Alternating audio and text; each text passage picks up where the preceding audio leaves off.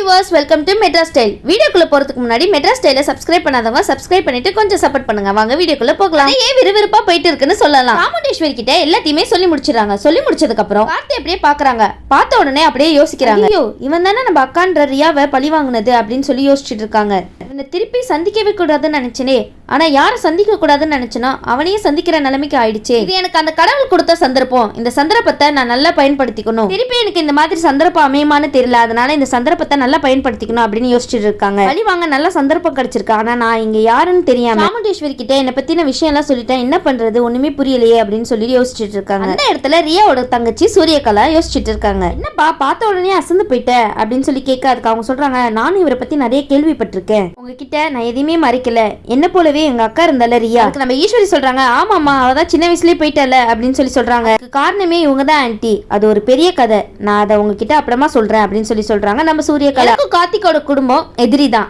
எதிரிக்கு எதிரி நண்பன் சொல்லுவாங்கல்ல, அந்த மாதிரி தான் இந்த விஷயத்துல நம்ம ரெண்டு பேரும் நல்ல நண்பர்கள். இந்த விஷயத்துக்கு கண்டிப்பா உதவியா நான் உங்களுக்கு இருப்பேன் ஆன்ட்டி அப்படின்னு சொல்லி சொல்றாங்க சூரியகலா. நம்ம ரெண்டு பேரும் சேர்ந்து கண்டிப்பா அந்த கார்த்தியை பழி வாங்கணும் அப்படின்னு சொல்லிட்டு இருக்காங்க. சரின்னு சொல்லிட்டு ரூம்குள்ள போய் யோசிச்சுட்டு இருக்காங்க. கார்த்திக்கு நம்ம வந்த விஷயம் தெரியவே கூடாது. தெரிஞ்சிச்சுன்னா நம்மள பத்தின விஷயம் எல்லாம் ஒன்னொன்னா சொல்லிட்டாங்க. ஈஸ்வரியே நம்மள சேர்த்திருக்க மாட்டாங்க, நம்ம குடும்பத்துல சம்பந்தமும் வச்சிருக்க மாட்டாங்க. இவ்வளவு பெரிய சம்பந்தம் எங்க அண்ணனுக்கு கிடைச்சிருக்கு. தேவதையை மட்டும் எங்க அண்ணன் நிச்சயதார்த்தம் எல்லாம் பண்ணி முடிச்சுட்டாருன்னா பாதி சொத்துக்கு மேல எங்களுக்கு தான் வரும்.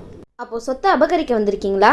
பெரிய வசதி வாய்ப்போட வாழலாம் அப்படின்னு சூரியகலா நினைச்சிட்டு இருக்காங்க. நினைப்பு தான் பொழப்ப கிடக்கும் சூரியகலா. இதுக்கு ஈஸ்வரியும் முதல்ல ஒத்துக்க மாட்டாங்க, ஆனா இப்போ அவங்களே ஒத்துக்கிற அளவுக்கு வந்துருச்சு. இந்த விஷயத்தை இவன் தடுத்து நிறுத்திட்டா என்ன பண்றது? இவன் பெரிய கெட்டிக்காரனாச்சு. இவங்கிட்ட ஏற்கனவே எங்க அக்கா மோதி தோத்துருக்கா, ஆனா நான் மோதி தோக்கவே மாட்டேன். தடவை கண்டிப்பா நான் ஜெயிச்சே ஆவேன் அப்படின்னு சொல்லிட்டு இருக்காங்க. என்ன பண்ணலாம்னு சூரியகலா ரொம்பவே திங்க் பண்ணிட்டு இருக்காங்க. அப்போன்னு பார்த்தா அவங்க அண்ணன் கால் பண்றாங்க.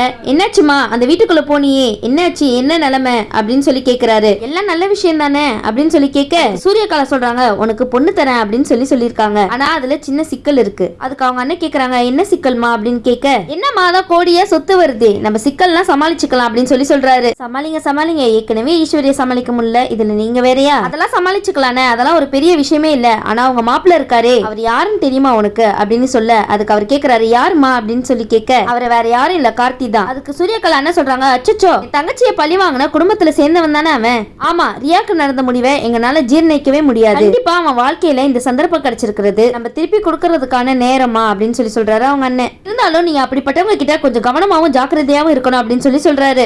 ரேவதி அங்க இருந்து பார்த்துட்டு, இவ யார்கிட்ட இவ்வளவு நேரமா பேசிட்டு இருக்கா, ஒண்ணுமே புரியலையே அப்படின்னு யோசிச்சுட்டு இருக்காங்க நம்ம ரேவதி. சரின்னு சொல்லிட்டு சூரியகலா ரேவதி கிட்ட போய் பேச போறாங்க. உங்க ரேவதி கிட்ட போய் என்ன பேச போறாங்கன்னு பாப்போம். சூரியகலா ரேவதியை பார்த்து கேக்குறாங்க, ரேவதி எப்படி இருக்க, நான் தான் உங்க அம்மாவோட ஃப்ரெண்ட் அப்படின்னு சொல்றாங்க. உனக்கு என்ன பிடிக்கும் என்ன பிடிக்காது அப்படின்னு ஒன்னொன்னா கேட்டு தெரிஞ்சுக்கிறாங்க. இப்போ இதெல்லாம் தெரிஞ்சுட்டு என்ன பண்ண போறாங்கன்னு தெரியலையே. சூரியகலா நினைக்கிறாங்க, எங்க அண்ணனை சீக்கிரமா இங்க வர வைக்கணும். அண்ணனும் வந்து என்னென்ன பண்ண போறாரோ. சூரியகலா ரொம்ப ஷார்ப்பா யோசிச்சுட்டு இருக்காங்க. ரேவதிக்கு என்னைக்குமே கார்த்தியோட நினைப்பு வரவே கூடாது அப்படின்னு யோசிச்சுட்டு இருக்காங்க. அவரோட தங்கச்சி சூரியகலா அந்த இடத்துல மயில் வாங்கணும். அப்பா, நம்ம வீட்டுக்கு யாரும் வந்திருக்காங்க, யார் பாது அப்படின்னு கேட்க, யார் என்ன ஏதுன்னு நம்ம ரேவதி அவங்கள ஒரு போட்டோ எடுத்து வச்சிருக்காங்க. அந்த இடத்துல மயில் வாங்கணும் அந்த போட்டோவை எடுத்து கார்த்திக்கு அனுப்புறாங்க. கார்த்தி வந்து அந்த போட்டோ பார்த்து ரொம்பவே யோசிச்சுட்டு இருக்காங்க. ஐயோ, இவங்க தான் போயிட்டாங்களே, அப்படி இருக்கிறப்ப இவங்களால எப்படி திரும்ப வர முடியும் அப்படின்னு சொல்லி கேட்கிறாரு. அவங்க பேர் என்ன அப்படின்னு உங்களுக்கு தெரியுமா அப்படின்னு கார்த்திக் கேட்க, அதுக்கு மயில் வாங்கணும் சொல்றாங்க, ஏதோ சூரியகலாவா அப்படின்னு சொல்றாரு. அதுக்கு கார்த்திக் ஷாக் ஆயிட்டு, என்ன சூரியகலாவா, என்ன சொல்றீங்க, சரி கொஞ்ச நேரத்துல நான் கூப்பிடுறேன் அப்படின்னு சொல்லிட்டு கால் கட் பண்ணிடுறாங்க நம்ம கார்த்தி. அந்த இடத்துல கார்த்தி சரவணன் அவரோட ஃப்ரெண்டுக்கு கால் பண்றாரு. இந்த மாதிரி ரியான்னு நம்ம விசாரிச்சப்போ எங்க அண்ணன் ஆனந்துக்கு ரெண்டாவது ஒய்ஃபா ஏமாத்த வந்தாங்கல்ல, கடைசியில மீனாட்சியோட எங்க அண்ணன் ஆனந்த சேர்த்து வச்சோம்ல, ஓகே அவங்க எல்லாம் போயிட்டாங்கன்னு தானே நம்ம முடிச்சு வச்சோம், ஆனா அவங்க திரும்பி வந்துட்டாங்களா அப்படின்னு சரவணன் கேட்க, வேற ஏதாவது ஒரு பேர்ல வந்திருந்தா சரி நான் விசாரிச்சு சொல்றேன் அப்படின்னு சொல்றாங்க. அவங்க இந்த விஷயத்த பத்தி ரொம்பவே விசாரிக்கிறாங்க. அவங்களுக்கு தெரிஞ்ச எல்லா டீட்டெயிலுமே உடனே எடுத்துறாங்க. ரியா போனது என்னமோ உண்மைதான், ஆனா அவங்களுக்கு தங்கச்சின்னு ஒருத்தவங்க இருக்காங்க, பேர் என்னன்னு விசாரிக்கும் போது சூரியகலான்னு தெரிய வருது. சரவணன் சொல்றாரு கார்த்திக் கிட்ட, ஆமாப்பா நம்ம சந்தேகப்பட்டது கரெக்ட் தான், அதே சமயத்துல ரியா போனது உண்மைதான். அப்ப எப்படி இவங்க சூரியகலாப்பா அவங்களோட தங்கச்சி. என்னப்பா அக்காக்கு தங்கச்சிக்கும் வேற வேலையே இல்லையா, உன் குடும்பத்தை சுத்தி வராங்களே அப்படின்னு சொல்றாரு. இப்ப எதுக்கு இவங்க வந்திருக்காங்க, உன் குடும்பத்தை பழி வாங்கணும்னு வந்திருக்காங்களா? கார்த்தி சொல்றாரு, தெரியல, ஈஸ்வரியோட சொந்தம்னு சொல்றாங்க, ஆனா என்ன ஏதுன்னு முழுசா தெரியல, கொஞ்சம் ஜாக்கிரதையா இருக்க சொல்லுப்பா, அவங்க கொஞ்சம் மோசமானவங்க, அவங்கள பத்தி கேள்விப்பட்டின எந்த விஷயமே சரியில்லை, நானும் விசாரிச்சு சொல்றேன் அப்படின்னு அந்த இடத்துல போன் வச்சிடறாங்க. கார்த்தி நினைக்கிறாங்க, ஏன் இவ இங்க வந்திருக்கா, உண்மையாவே ஈஸ்வரி தான் வர சொல்லிருப்பாங்களா, எதுக்கு உங்களுக்கு இந்த தேவையில்லாத வேலை, வெளியே போற பிரச்சனையை எடுத்துட்டு வரதே உங்களுக்கு வேலையா போயிடுச்சு அப்படின்னு சொல்லி கார்த்தி சொல்றாரு.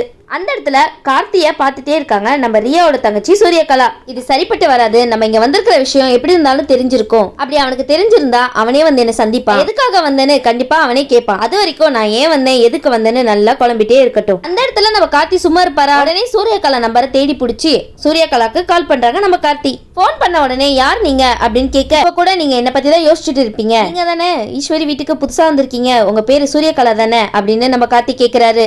சூரியகலா பாவி, நம்ம நினைக்கிறதுக்குள்ள எப்படிதான் கண்டுபிடிக்கிறானோ அப்படின்னு சொல்லி நினைச்சிட்டு இருக்காங்க. ரொம்பவே கெட்டிக்காரன் தான் போல. உன்னை பார்த்து தனியா பேசணும் அப்படின்னு சொல்லி கேட்க, எதுக்காக?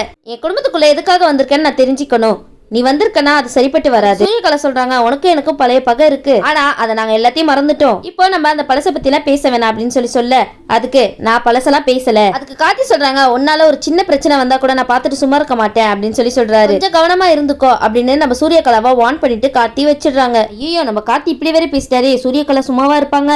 உடனே சூரியகலா நினைக்கிறாங்க, போன்ல பேசி மிரட்டுற அளவுக்கு வந்துட்டானா? அவனுக்கு எவ்வளவு தைரியம் இல்ல. இன்னும் அவனுக்கு என்ன பத்தி முழுசா எதுவும் தெரியல. தெரிய வந்தா அவன் என்கிட்ட இப்படி எல்லாம் பேசியிருக்க மாட்டான்.